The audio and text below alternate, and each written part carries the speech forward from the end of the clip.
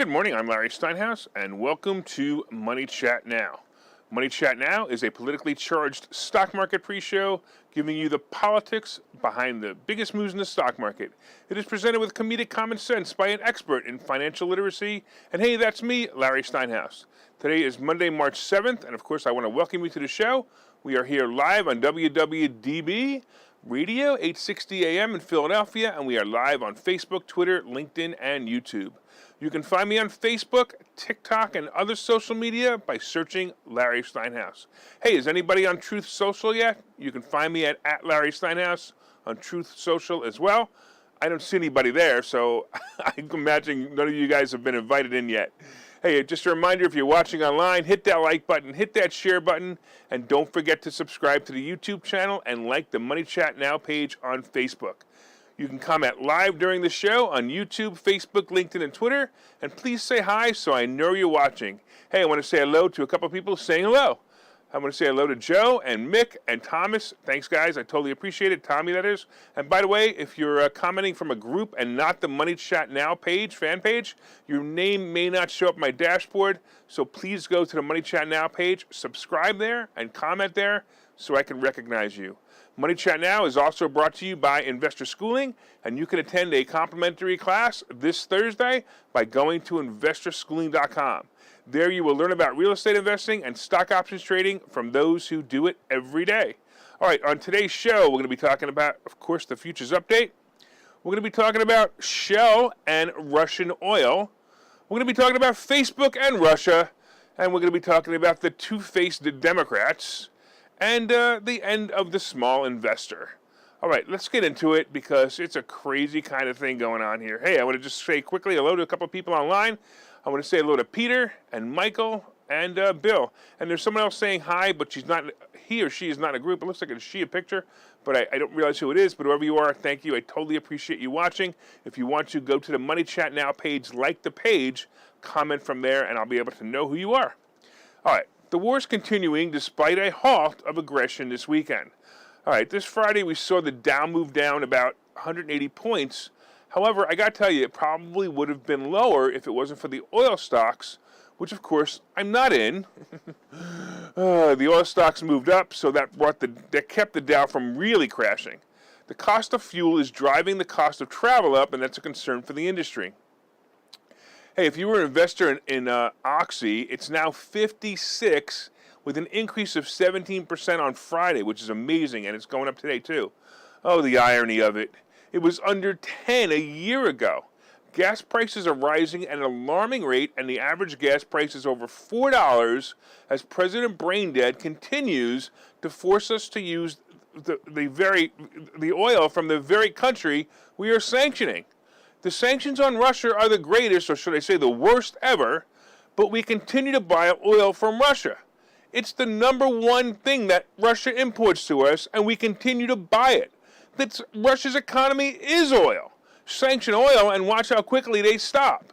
Anyway, today the barrel price for oil has reached the highest since 2008, and it popped over $125 a barrel. Look, I keep hearing that year, 2008, being mentioned, and there are other reminders such as inflation that make me believe we are getting closer to the same financial situation we were in at that time. Inflation at that time ran amok, oil prices were insane, and even housing was out of control. Sound familiar? The only difference with housing right now versus then is the lack of inventory. Buyers have fewer houses to choose from than they did in 2006 and 2007, but I believe that's about to change.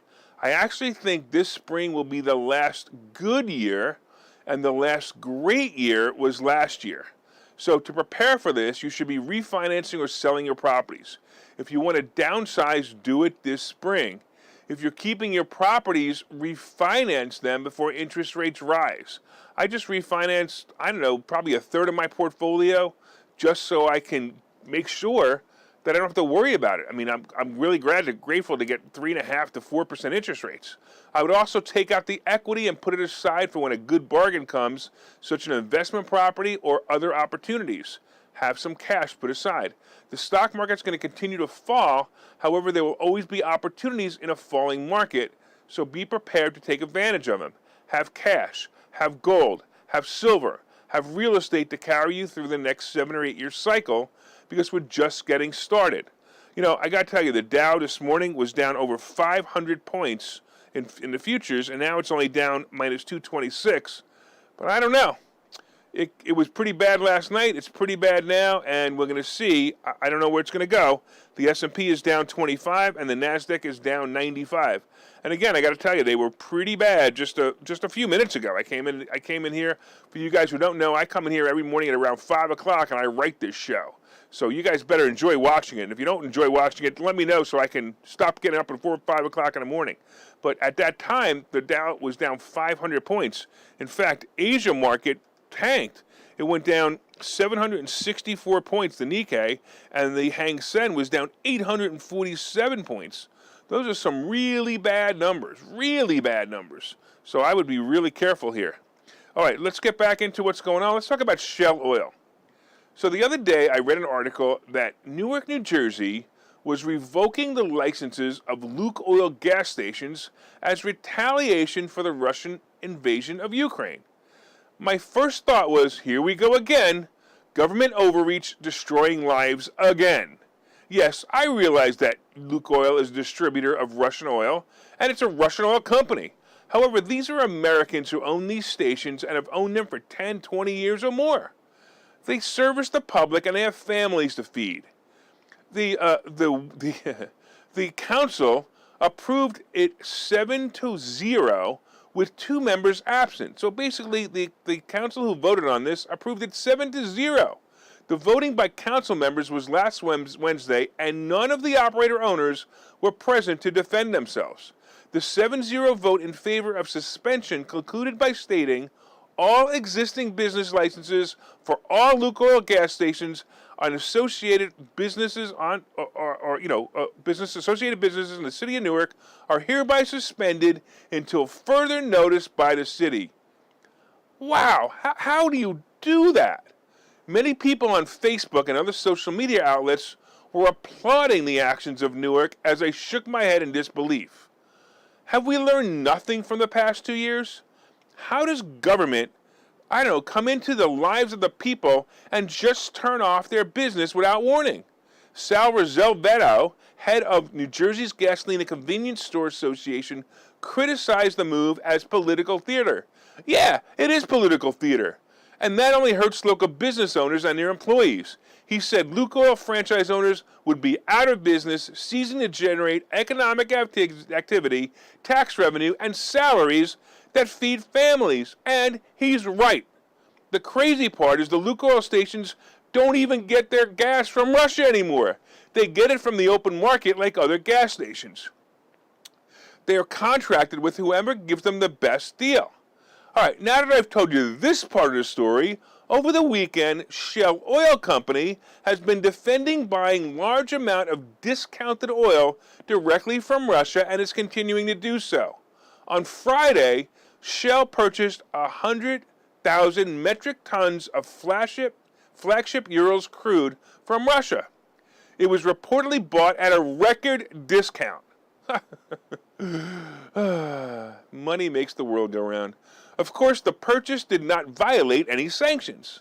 When they got called out on the decision, they wrote a patronizing letter and then they posted it on social media and news outlets.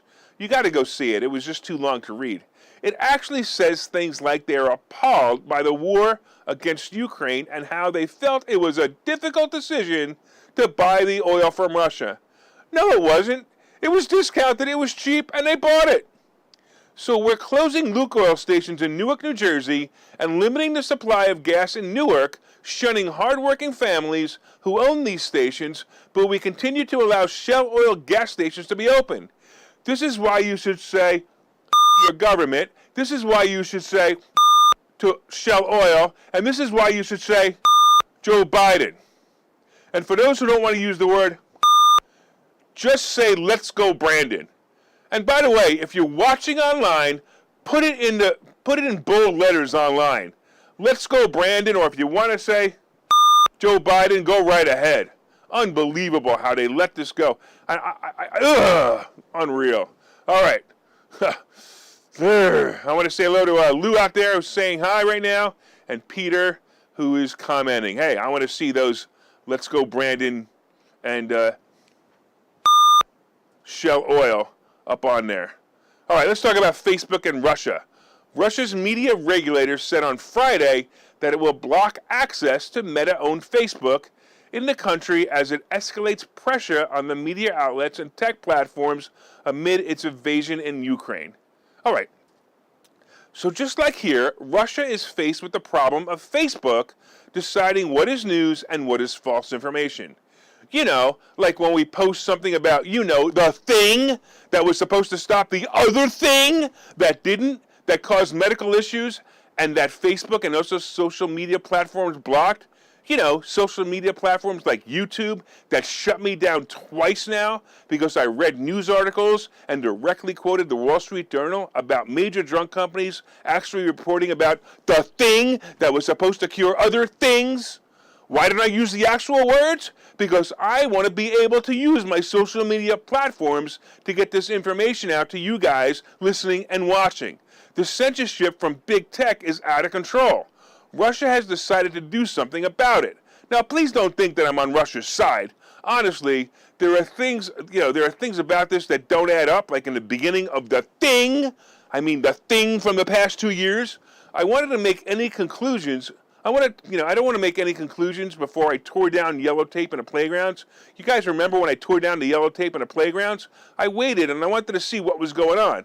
Oh, you didn't know about that? Look up some old videos on Facebook, and you will literally see me tearing down yellow tape in playgrounds and freeing our children and getting back their lives. All right, let's get back to Russia for a minute. Russia has decided they've had enough censorship of Facebook, and they have blocked access to Facebook to their citizens.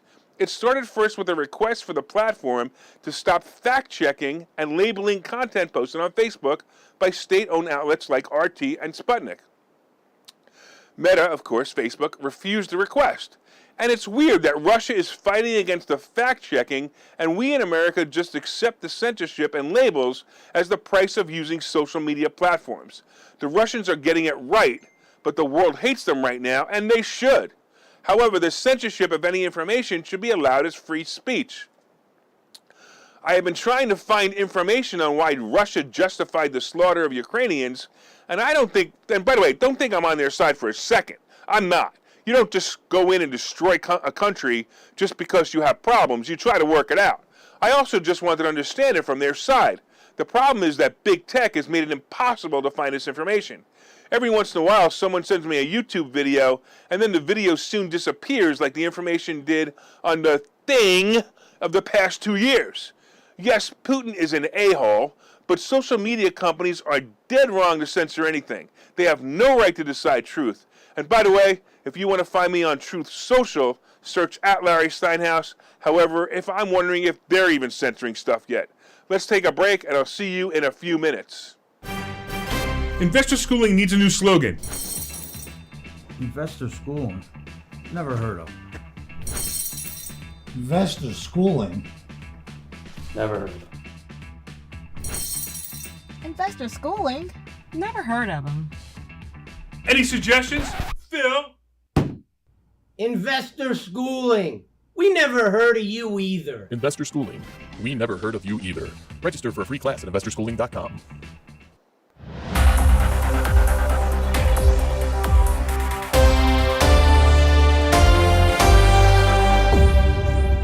All right, welcome back to Money Chat Now. I am your host, Larry Steinhouse. And if you'd like more information on investor schooling, you can go to investorschooling.com or call 866-424-2829, 866-424-2829. Hey, I want to thank you all for listening on WWDB Radio, AM in Philadelphia. And if you're watching online, please hit that share button so you can help your friends learn how to make more money and learn about the politics behind the stock market. Hit that like button. Let me know you enjoy the show. And you can also leave comments on Facebook, Twitter, LinkedIn, and YouTube, and I will try to respond to them. Hey, I want to say hello to Lana. I think she's a new viewer. And she says, I'm nuts. Yeah, that's probably true. All right, so far we've been discussing the futures update. Right now the Dow is down 225 points, the S&P is down 25, and the NASDAQ is down 82. It's not that bad. It was pretty bad earlier. It was down over 500. We talked about Shell and Russian oil, and how you should be boycotting Shell, not Luke Oil. Urgh. We've been talking about Facebook and Russia and how Russia is fighting for non-censorship. It's bizarre. Russia fights for non-censorship while the U.S. fights for censorship. Did we change roles somewhere? All right, coming up, we're going to be discussing the fact that Democrats are two-faced, and we're going to be talking about the end of the small investor. And then, of course, after that, we'll be talking about today's picks and plays. But did you guys hit that like button yet? Did you guys hit that share button yet? Hit that like button, hit that share button. Don't forget to leave comments on Facebook, LinkedIn, YouTube, or Twitter. And if you're listening on WWDB Radio, be sure to set a preset to this station and listen every day at 7:30. Also, look up Money Chat Now on Facebook when you get home and let me know what you think about the show. Hey, Carrie just joined us. Thanks so much, Carrie. Hey, real quick, I also want to mention something that we'll be doing. We're going to be having a major event. Investor School is having a major event on April 24th, and you want to be there. The event will be discussing money, specifically how to make more and keep more, but we also have two prominent, well-known, and admired freedom fighters who will be talking about how you could win the fight for freedom. One of them happens to be Bill Spadia. He's the #1 talk show host in New Jersey, and he's on right now. So listen to my show, not his. And he also helps people live in freedom and not tyranny. And the event will be all day on April 24th. And you can go to the number 4mmw.com, 4mmw.com, and you could sign up for this event right now. I suggest you do because it's going to be a really great event. All right, you don't want to miss out. Go to 4mmw.com.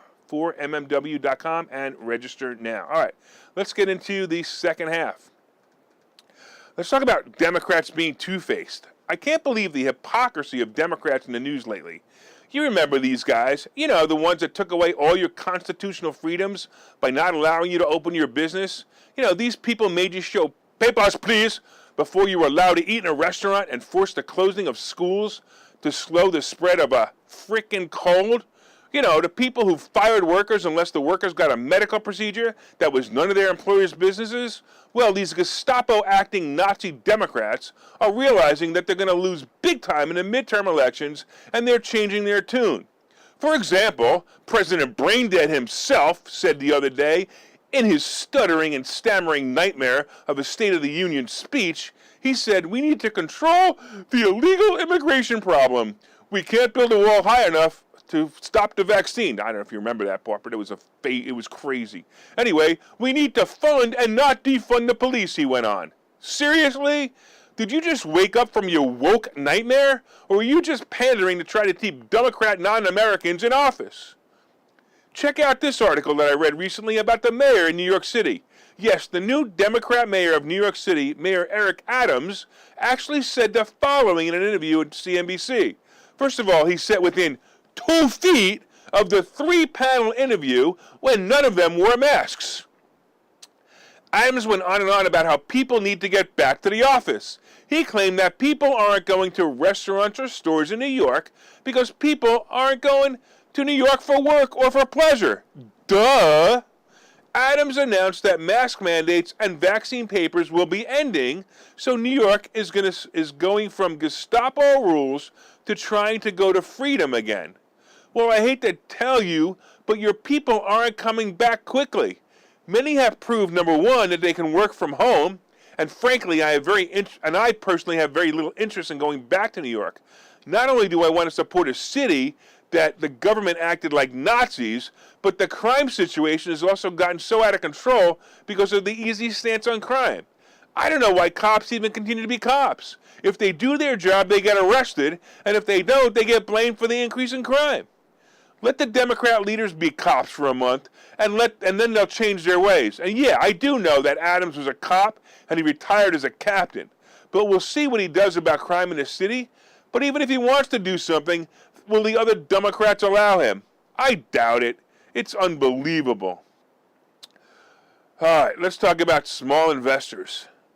It seemed like everyone in the past couple of years, past 3 years, was able to make money doing all kinds of things. It was like a free-for-all flow of money. Many millennials thought this was the way it was, and they felt they felt that they were being misled by the older generation, such as the Gen Xers or baby boomers, when they were told that money just not grow on trees. This is an unusual time. But they didn't believe them. The millennials took their money and opened accounts with companies like Robinhood. They put that money in the account, and no matter what they picked, it went up. AMC went from pennies to as high as $72 a share. The people on Reddit managed to manipulate short sellers as they ganged up on them and stocks like AMC and GameStop. The same millennials all became Bitcoin and Ethereum investors and made more money than they could ever imagine. Many sat in too long and didn't take their profits, or even got in too late and lost money on the plays. Imagine if you bought Bitcoin at $68,000. Yike! It almost cut in half. This kind of free-for-all money is going to hurt the millennials as they soon realize it's all over now, and they actually have to go to work. By the way, we're going to have a real stock market, and we're going to have real issues like war pressing down on the market. The market is only going to go down from here, and it'll go up and down, but it'll go down from here as it starts to go down in the next few years. I expect the Dow to be around 28,000 when it settles, even by the end of this year. Now, don't get me wrong, I'm not a doomsayer, quite the contrary. I believe now that the metaphoric gold rush of the stock market and the crypto market is over. I'm also not saying crypto is going to crash to zero, and I'm not saying that certain stocks won't go up. They will. It's just now that the real stock market, the one I'm used to, will be returning. And it'll be without the crazy traders. It will have more logical moves, and it'll be like the old days. Good mutual funds and good, strong, fundamentally sound stocks will be the play, and it's time to buy stocks with earnings and not buy in speculation. This is going to be many of the things we teach in investor schooling, of course, and we're going to be teaching it over and over again. So pay attention. And if you want to learn the right way, you want to attend a class this Thursday, and you want to find out how by watching this next commercial. We'll see you in a minute. Okay, so you've thought about investing in real estate, houses, apartment buildings, properties, but don't really know where to start? Well, what if you could very easily learn how to gain strategies to use other people's money to buy and sell houses in the Philadelphia area? If you could learn and network with successful area real estate investors and how to produce monthly income on rental properties without headaches, that place is Investor Schooling. With Investor Schooling, you'll learn from two Philadelphia area rockstar real estate investors, Phil Falcone and Larry Steinhouse, about how to buy and sell properties the easy way and teach you basic and advanced techniques to help you make money in real estate. You can attend Investor Schooling in person or online visual classes 8 times a month. You can and will learn how to make money in real estate. Call for free information and get a complimentary pass to one of these classes. But don't delay, as these complimentary passes are limited. Call the number on your screen now or visit investorschooling.com. investorschooling.com. All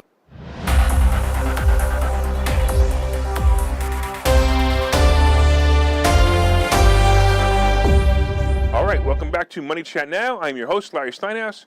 And if you'd like more information on investor schooling, you can go to investorschooling.com or call 866-424-2829, 866-424-2829. And of course, so far we've been discussing the futures update. The Dow is only down 250. I hate it when I say the Dow is only down 250 because I hate it when the Dow is down 250, but it's better than it was before, which was down 500. The S&P is down 30, and the NASDAQ is down 102. All right, coming up, we have today's picks and plays. But first of all, did you guys hit that like button yet? Did you hit that share button?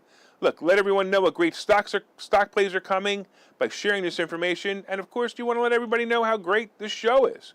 Come on, I have a lot of fun putting the show together. I'm kind of hoping you guys have a lot of fun watching it. Oh, I want to say hello to Moshe out there. Thanks, Moshe. I appreciate you commenting on Facebook. And of course, you can also leave comments on Facebook, Twitter, LinkedIn, and YouTube. And if you're listening on WWDB Radio, don't forget to set one of your presets to this channel and listen every day at 7:30 for all you need to know about the politics behind the stock market. All right, let's talk about what's happening. So the market is in trouble, as I discussed before the break. Now, it doesn't mean that there aren't bargains and great plays out there, because there are. But the scary part is getting into plays that just keep going down.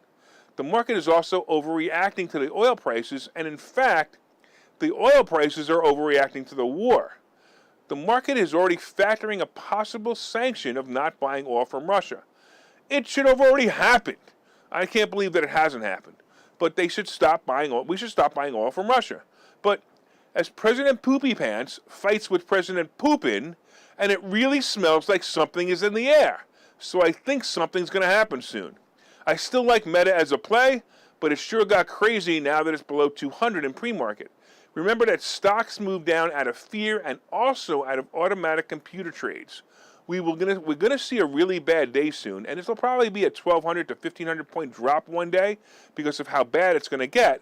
But it's mostly going to be because of computer trading, and it's coming, and you want to be prepared for it. And if you do, you'll do well. My play right now is to sit tight and wait another week for bargains. Unfortunately, I didn't take my own advice, and I'm all in on some airline stocks, and frankly, it scares me, but I've been here before. And while I'm white-knuckling it, I'm waiting for a bounce back. Now, here's a play if you're so inclined. When the S&P goes up on anything but the end of the war, so if it goes up on any news that's not the end of the war, play puts on the SPY. It'll be a great play, so keep that in mind.